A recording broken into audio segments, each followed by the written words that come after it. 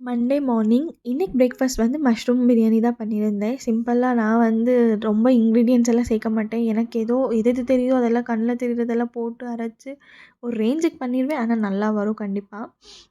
எப்பயும் போல பிரேக்ஃபாஸ்ட் எல்லாம் ரெடி பண்ணிட்டு, எங்க மிங்கும் ரெடி பண்ண தான் போனேன்.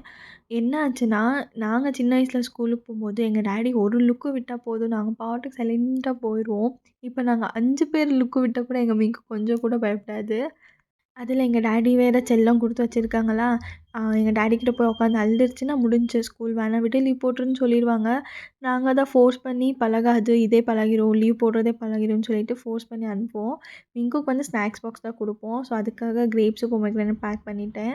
குளிக்க எல்லாம் வச்சு ரெடி பண்ணியிருப்போம். ஆனா 9:30க்கு ஸ்கூலுக்கு 9:20க்கு தான் யூனிஃபார்மே போடுவோம்.